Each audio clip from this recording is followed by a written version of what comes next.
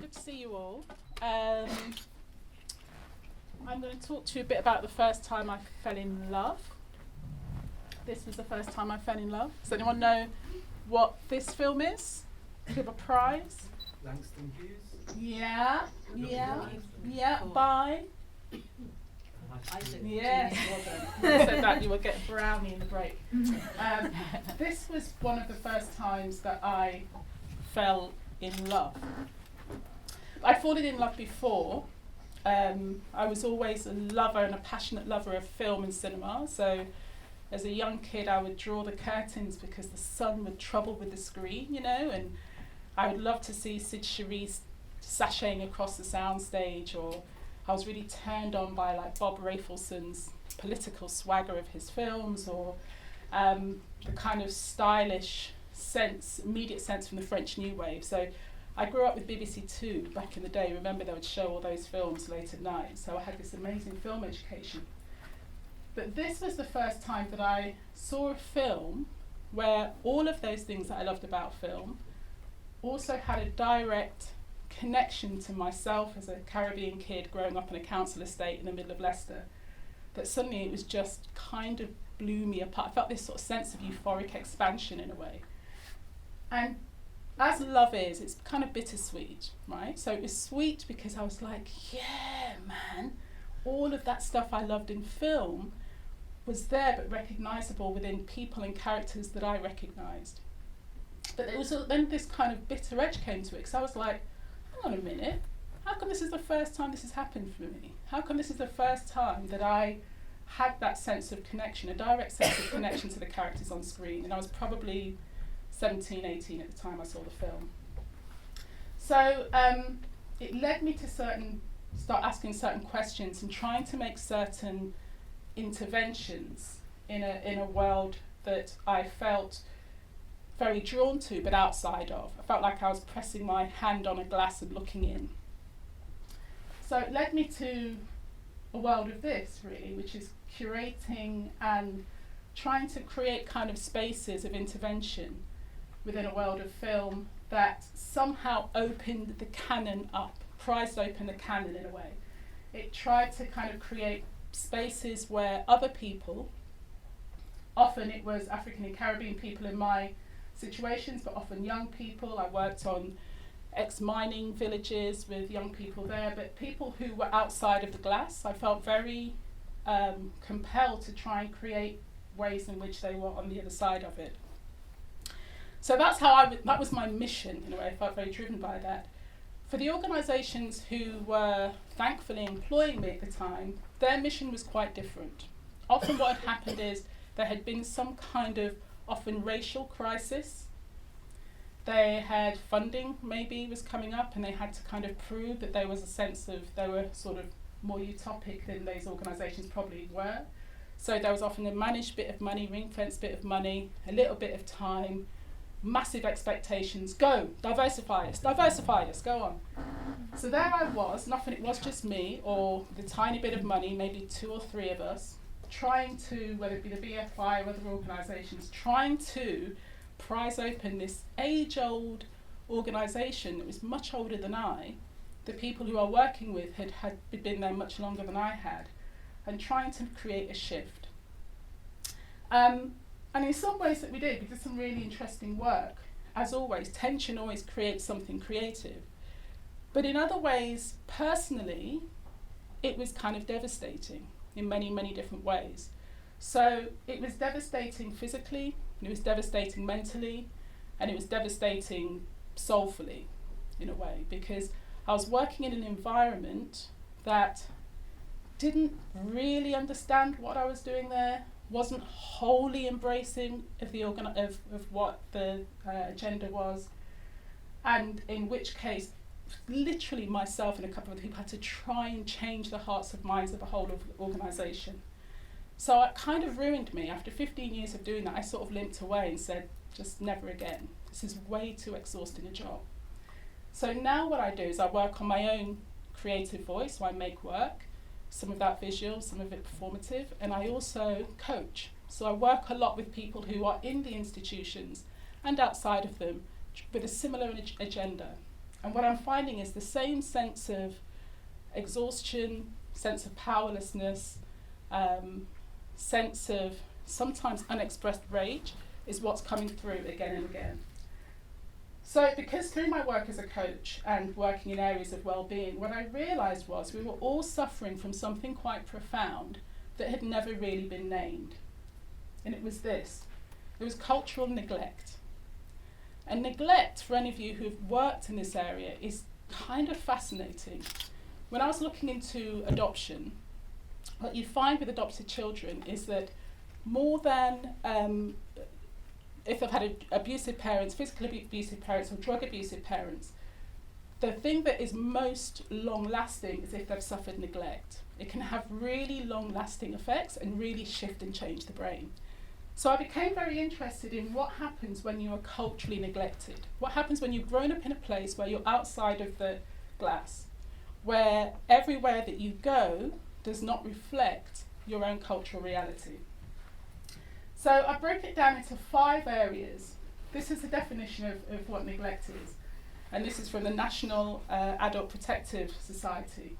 It's a form of mistreatment resulting from inadequate attention, especially through carelessness or disregard. So what we're talking about is not necessarily willful, it's not always willful, but it can be careless and it can be disregarding. There are 3 ways in which neglect is created. One is emotional neglect, so emotional pain, distress or anguish by ignoring, belittling or infantilizing the needs of adults. The second is abandonment, which is deserting the caregiving needs of an individual. And the third is financial neglect. So those 3 things together will lead to a sense of neglect. And when I think back to my experiences, they were the 3 anchors that actually led me to feeling very isolated. So the way in which this manifests when you think about cultural neglect, I think, is in kind of 5 key ways. One is if you're part of a culture that doesn't recognise you, doesn't recognise your existence, doesn't get a sense of what your story is. And when you're working within a cultural institution and that happens, you spend a lot of time to validate your own existence, trying to prove that the stories that you're bringing are as valid as the stories that already exist in mainstream culture. And that is profound. The second thing is if the surrounding cultural forms do not reflect your own reality. So we're talking about advertising, billboards, magazines, newspapers, TV dramas, comedies, documentaries, films, music, folklore, theatre, visual art, comedy, the whole gamut. None of that reflects anything to do with your own lived reality. That's pretty profound. The third thing is if you're the only one. If you go into a cultural organisation that you're working in and it's just you, you're the only one who shares the same experience that is unshared by the people that you're working with. Fourth is when your own cultural reality isn't reflected in your place of work. So interesting times when I was working at places like the BFI, which I love very much for many, many reasons, but you would go to programming meetings or marketing meetings and what everybody else was getting really, really excited about were things that you were also passionate about.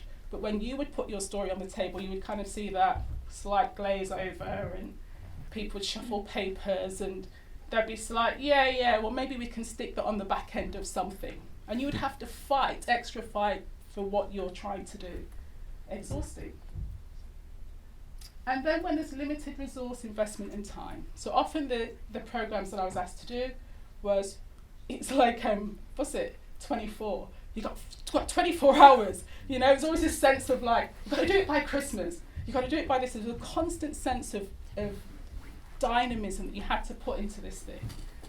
Not necessarily what my colleagues were showing. They could build up series over time. They had the time and resources to do that, less so for the work that I was doing. So, that's some ways in which cultural neglect manifests. Here's another one. Has anyone seen this recently? This has just come out about the ways in which cultural neglect manifests in other ways. So this is an Atlanta hotel, right? And there was a comic festival. And one guy, let's call him Derek, a black guy, went to wash his hands. Puts his hands under the do-not-what's-it, you know those mechanical tap things? No soap comes out. His white friend Larry comes along, puts his hand under the do-not-what's-it, soap comes out. So they're like, huh? So both of them stand there. The video link is hilarious because both of them are standing there doing this. Poor Derek doesn't get any soap.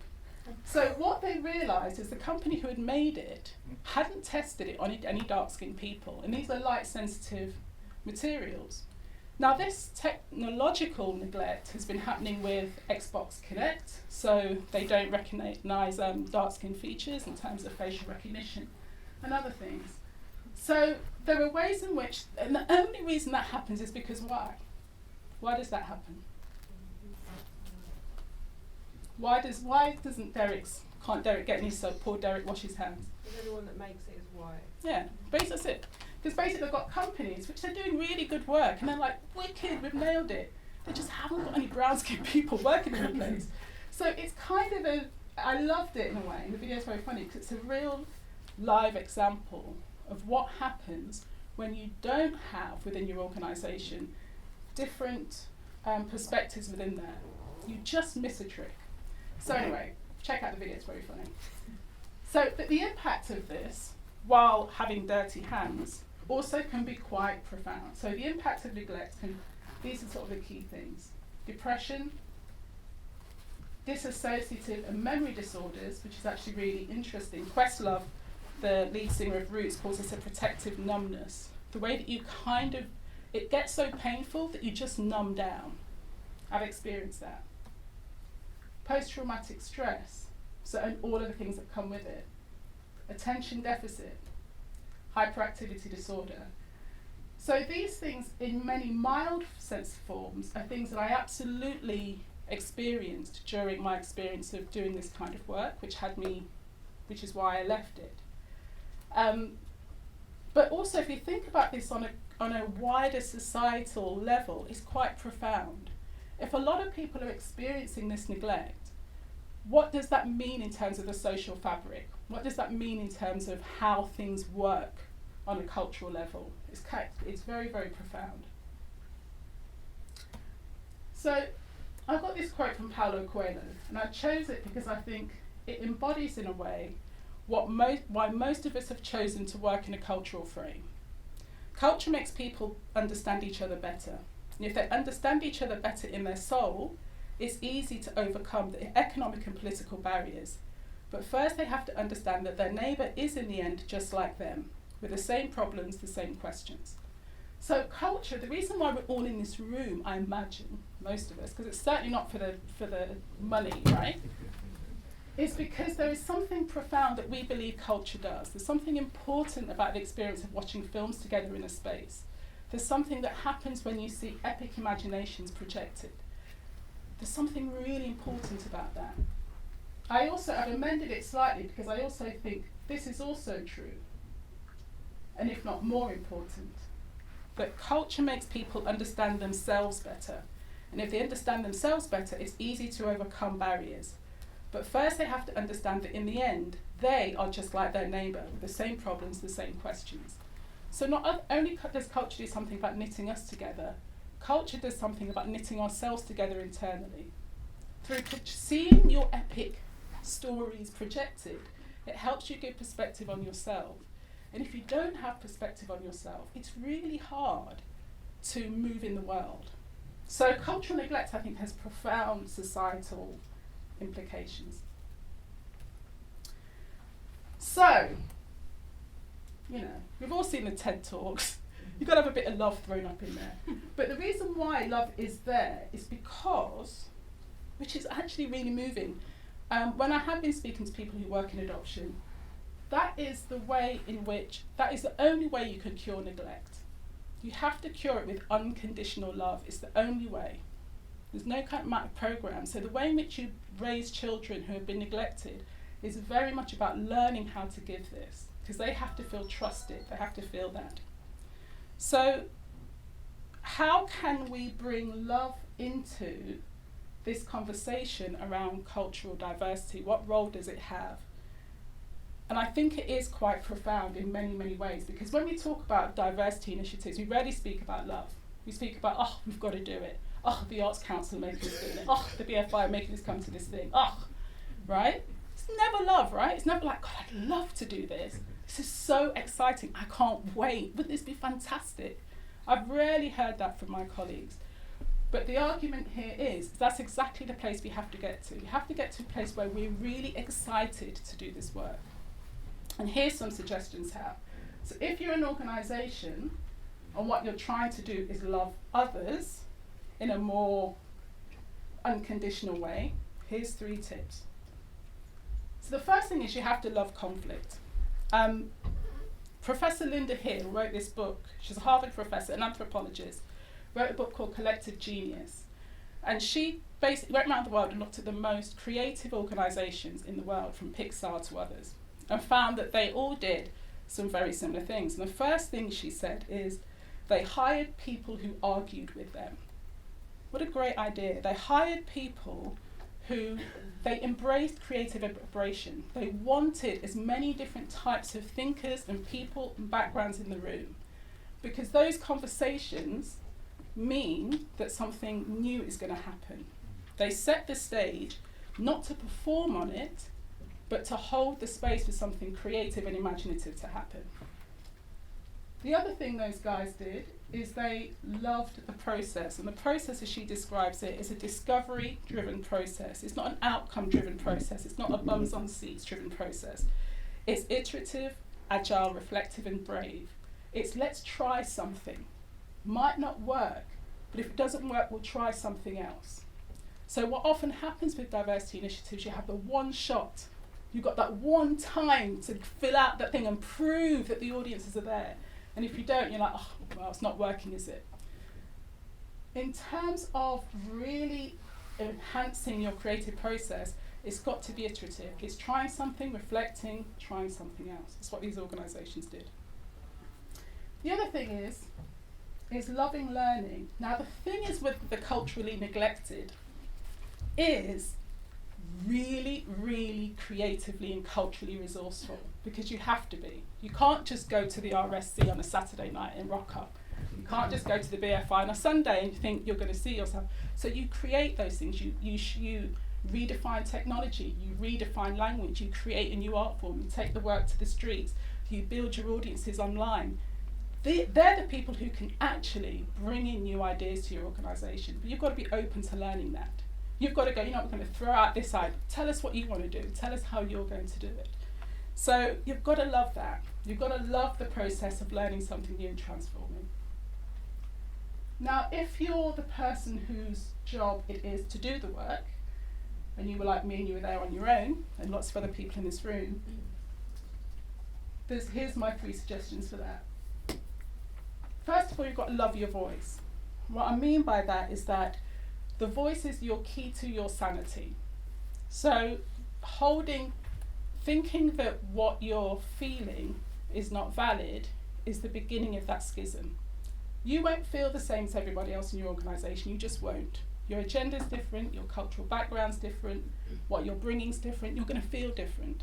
So owning that, knowing you're okay, not worrying about that is really important. And then using that to articulate what you need, because those needs can help your organisations grow.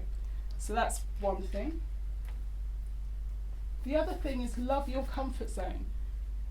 When you go to work, you will be out of your comfort zone. You won't necessarily be in a place where people are really happy to see you, right? So you've got to find one. Outside the organisation, wherever it is, you've got to find a space where you are being looked after, you are being supported. So you think you've got to be really active about that. And the third thing is love your perspective. The thing is with this, a lot of these jobs they're just jobs, aren't they really? They are just jobs. And we can often feel, I remember I worked at the Toronto Film Festival, and you'd be like, 6 months you'd be in it, and you lived and breathed the film festival. And then you'd meet someone and they go, what have you been up to? And you'd be like, I've been working on the film festival. They're like, what festival? And you're like, oh, like nobody cares that much, right? Like sometimes you have to pull focus. You've got to give yourself that perspective and go, okay, you know what, this is a job. It's not my life. Which means, what can I do while I'm here? What's realistic given what the tools I've been given? What support do I need to do it? What might I need to concede and let go of? And when am I going to leave? What's my exit strategy? What's next for me? Where do I want to go in my life that's beyond this particular job? So keeping perspective is very, very important, I think, for a sense of sanity. So, finally, it's really a space of imagination. This is the one area you can be playful, you can try new things. If your organisation hasn't done it before, even better. You can bring in areas of risk, you can bring in areas of possibility, you can make connections with all kinds of different people. It should feel playful. And so, start your day is the thing I want to leave you with, is how could you imagine this to be different and better? Okay, thank you very much. Thank you.